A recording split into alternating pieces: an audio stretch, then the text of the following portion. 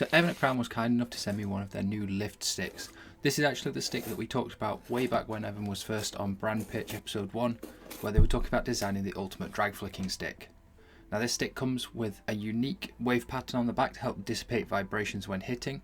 It has a slightly oval end cap and grip. It has a deep offset groove to aid with drag flicking in the shaft of the stick. And it features a unique bow profile, which they describe on their own website as having a 26.5mm effective bow located 208mm from the head of the stick. The stick that I got from Evan was 524 grams and had a balance point 39 centimeters from the head of the stick. All Crown sticks come with a pre-fitted Crown touchpad on the face to help protect it from impact and also soften up the first touch. Now this was actually Evan's personal stick that he sent me to borrow for a couple of weeks while I did this review, but that doesn't matter, we're still going to review it as if it was any other stick. So let's talk about how the stick played. The Crown Lift is a high carbon stick, made up of 3 different types of carbon fibre and featuring an aerospace grade foam core. This gives the stick a very unique feel on the ball.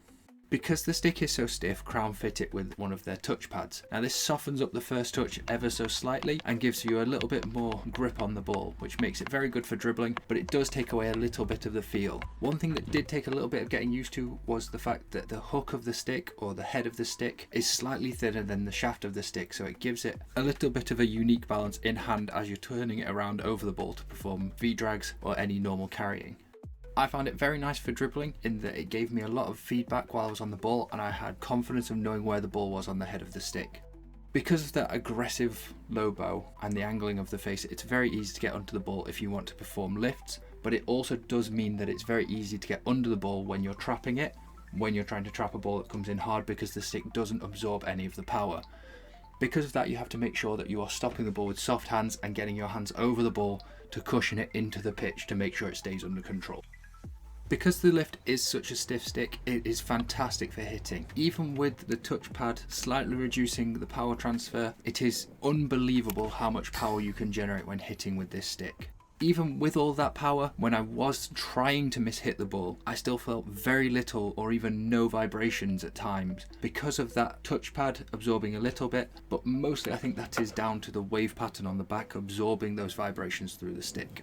The hitting power of this stick is so phenomenal that sometimes it can catch you off guard just how much power you can put onto the ball when you hit it cleanly through the sweet spot of the stick. I found a couple of times when I was trying to clip hit a pass through space to a teammate and I hit it with the sweet spot, the ball really fizzed across the turf and shot past my intended target for the pass.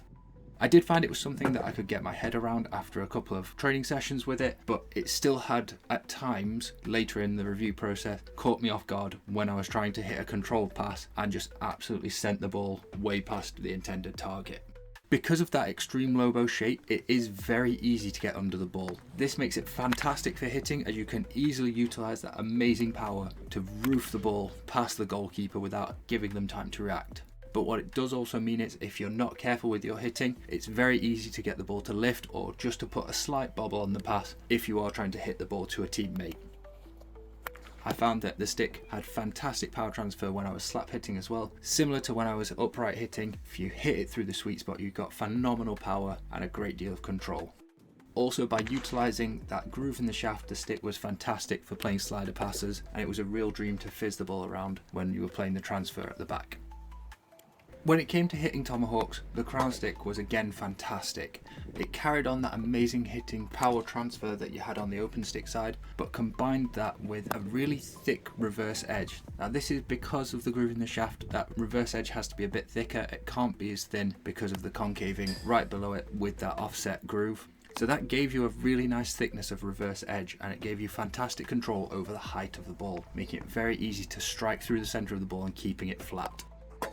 Because of the stiffness of the stick, it actually probably had slightly higher power transfer when hitting on the edge. Even though the touchpad does wrap around to protect the edge a little bit, I still feel like it has slightly higher power transfer when hitting on the reverse edge.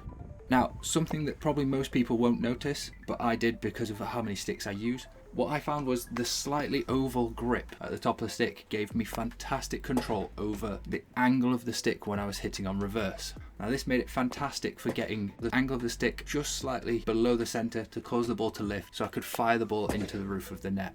I found this was really consistent and it gave me a great deal of control when hitting tomahawks.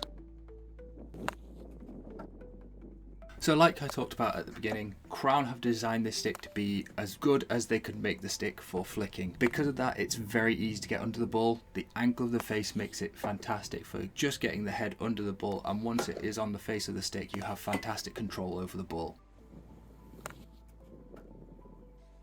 When it comes to shooting at goal, the exact same thing is true. Once you get under the ball and get it onto the face of the stick, you have fantastic control over where you put it. You can easily launch the ball into a top corner when shooting, or if you just want to flick it over a goalkeeper as they advance, lob them into the goal. It's fantastic for that too.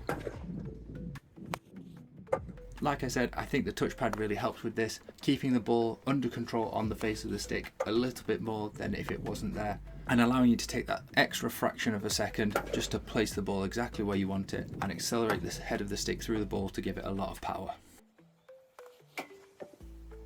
The same is true when it comes to overheads. It's very easy to get under the ball, and once you are under the ball, it is fantastic for chucking the ball long distances overhead and dropping it down to a teammate with amazing control. Not only can you utilise the accuracy that you could when flicking shots, because of the extra power you can generate from that extreme low bow profile, whipping the ball up into the groove and back down to generate more momentum, you can throw the ball at an incredible distance. I was finding it very easy to throw the ball over half a pitch to a teammate with accuracy.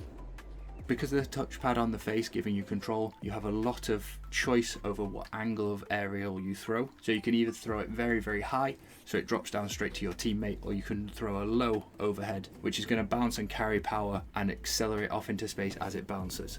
If you are throwing a low overhead and utilising the bow, it does add a lot of spin onto the ball, so when it does land, it does tend to bounce fairly aggressively to the right. This is fantastic for adapting if you can get the ball to bounce into space and away from a defender who's set waiting to receive it on the second bounce. It can be really beneficial to a teammate. Okay, this is really the main event of what this stick was designed to do. Like I said, when we spoke to Evan years ago when recording episode 1 of Brand Pitch, he talked then about how they were working to design the perfect drag flicking stick. They talk about on their website that they've spent over 8 years with this design process, numerous prototypes generated, lots of testing done, and this is the final product that they have come up with. Like I've talked about, it's very easy to get under the ball, but when it comes to drag flicking, obviously the first stage is the pickup. And what I found is the angle of the face was perfect for picking the ball up behind you and bring it into your path as you accelerate through the drag phase, utilising the grip from that touchpad to bring the ball with you without ever losing control of it. Once you get into the drag phase, you can easily motivate the ball up into that groove on the shaft because of the shaping of the stick, and I found no detrimental effect from having that offset groove. The ball rolled so nicely up the stick and it kept it under control. Possibly because of the height of the groove, it almost pushed the ball back into the pitch, keeping it more under control on the end of the stick and allowing you to whip through with a lot more pace. Once the ball was coming back down the stick, it was gently cushioned by that touchpad, slowing it down a little bit and maybe losing a little bit of power, but giving you fantastic control over accuracy, even allowing you to add a little bit of deception with practice, so you could wrong foot the goalkeeper while maintaining that high level of power transfer to the ball. I also found that the oval grip gave a great deal of control when releasing the ball because it gave you absolute control over the angle of the stick again. So you could either keep the ball flat to the pitch by keeping the hook pointing straight up, or twist the stick ever so slightly to get under the ball and lift it high into the roof of the goal. So to summarise my time with the Crown Lift, I would say the stick is fantastic. When hitting both open stick and on reverse, the power transfer of this stick is hard to describe. It is just fantastic how much power you can generate with so little effort. Because of the shaping on the back, I very rarely had any time where I could feel vibrations through the stick, and the only time that I really did feel anything was when I was absolutely trying to miss hit the ball to generate some sort of vibration feeling, just to make sure that it wasn't just me being weird and losing feeling in my hands or something strange like that. I would have loved to have tried this stick without the touchpad just to see how much of an effect that had on the hitting power that it was generating, but because this stick belonged to Evan, I felt a bit bad if I'd have peeled it off because I wouldn't have had one to send him as a replacement, especially if I had caused some kind of damage to the stick. So that's maybe something that I can look at if I do a further review of one of these sticks or if I get my hands on one permanently. But as I said right at the very start, Crown have designed this stick for drag flicking, and it is fantastic for drag flicking. It is one of the most well-rounded drag flicking extreme sticks that I have ever used. This is possibly the best drag flicking stick that I have used that I would consider using consistently.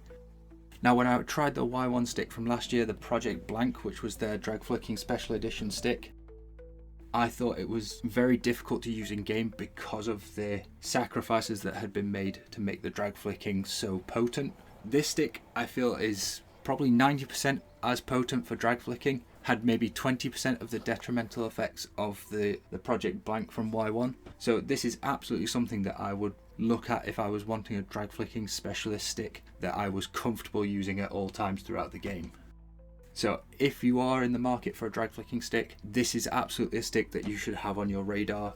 It is very expensive, it's a £400 stick, but as stick prices keep creeping up, the crown sticks have stayed level, so everything else is catching them up, so it's becoming more and more affordable as time goes on.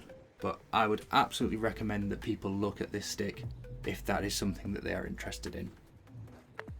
Thank you very much for watching all the way till the end. If you do want to support Boss F Hockey and everything that I do, please leave a like, comment, share this with your friends, subscribe to the YouTube channel. I obviously run Boss F Hockey on Instagram, where I run more giveaways and share a lot of news, but I'm going to try and do a bit more stuff on YouTube with regards to shorts, with regards to interviews and more reviews. So let me know if you want me to try and get Crown back onto brand pitch, so me and Evan can sit down and talk about the science behind the Crown lift stick in a bit more detail. If there is any other sticks you'd like to see reviews of, let me know, leave a comment below. And again, thank you very much for watching.